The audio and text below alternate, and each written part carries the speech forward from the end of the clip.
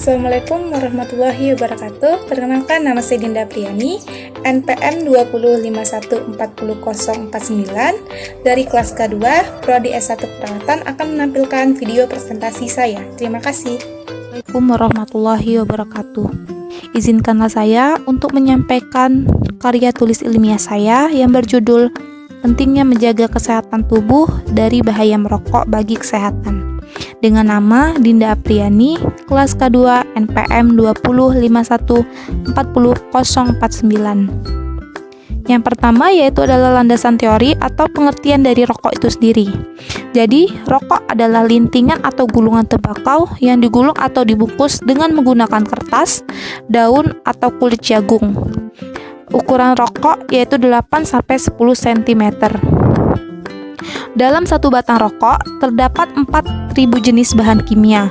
400 diantaranya beracun dan 40 diantaranya dapat berkamuflase dalam tubuh dan dapat menyebabkan penyakit kanker. Rokok juga termasuk zat adiktif karena dapat menyebabkan ketagihan dan ketergantungan bagi orang yang menghisapnya. Dengan kata lain, rokok termasuk golongan nafsa, narkotika, psikotropika, alkohol, dan zat adiktif. Yang selanjutnya yaitu B, dampak bagi kesehatan. Senantiasa menghisap asap rokok secara pasif dapat meningkatkan resiko seseorang untuk terserang kanker. Bisa itu kanker paru-paru dan kanker lainnya. Yang selanjutnya yaitu dampak rokok bagi diri sendiri. Yang pertama, merokok lebih banyak mendatangkan kerugian dibandingkan keuntungan bagi tubuh. Yang kedua, menimbulkan sugesti kepada diri kita bahwa jika kita tidak merokok, mulut terasa asam dan tidak enak. Dampaknya bagi orang lain, yang pertama, ketika kita sedang merokok, asap rokok kita dapat mengganggu orang lain dan juga menyebabkan polusi udara. Yang kedua, menyebabkan seseorang yang dekat dengan kita menjadi perokok pasif. Yang ketiga, jika kita membuang puntung rokok sembarangan tanpa mematikannya, akan menyebabkan kebakaran dan juga menyebabkan menipisnya lapisan ozon di permukaan bumi. Yang selanjutnya yaitu pembahasan A. Zat-zat yang terkandung di dalam rokok. Di bawah ini ada 15 macam zat berbahaya yang bisa kita ketahui. Yang pertama yaitu aksorolin. Yang kedua, karbon monoksida. Yang ketiga yaitu nikotin. Yang keempat itu amonia. Yang kelima itu formik aksid. Yang keenam itu hidrogen cyanida. Yang ketujuh itu nitrogen oksida. Yang kedelapan itu formaldehyde. Yang kesembilan itu fenol. Yang ke-10 itu asetol. Yang ke-11 itu hidrogen sulfida. Yang ke-12 itu piridin. Yang ke-13 itu metiklorida. Yang ke-14 itu metanol. Dan yang terakhir itu adalah tar. B. Ciri-ciri orang merokok. Secara fisik, ciri-ciri orang merokok yaitu diantaranya gigi berwarna kuning disebabkan karena adanya nikotin. Yang kedua, kuku kotor yang juga disebabkan oleh nikotin. Yang ketiga, mata menjadi pedih. Yang keempat, seringnya batuk-batuk. Dan yang terakhir, mulut dan nafas berbau rokok. Yang C, alasan seseorang merokok. Banyak sekali alasan-alasan seseorang itu merokok. Di antaranya, rasa ingin coba-coba, ikut-ikutan, ingin tahu enaknya rokok, sekedar ingin merasakan, dan juga yang biasa yang kita ketahui itu karena pengaruh dari pergaulan itu sendiri, dan lain sebagainya.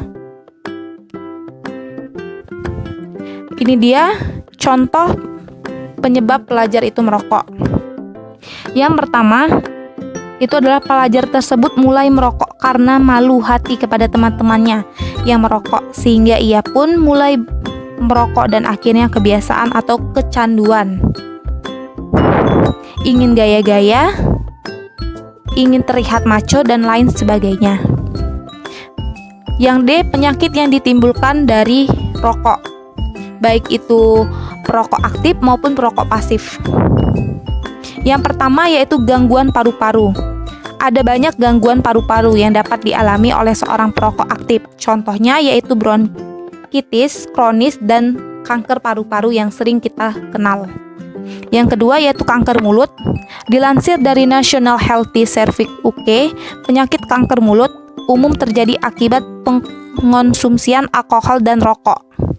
Rokok memiliki kandungan tembakau yang terdapat kandungan bahan kimia di dalamnya dan berisiko merusak DNA dalam sel yang meningkatkan risiko penyakit kanker.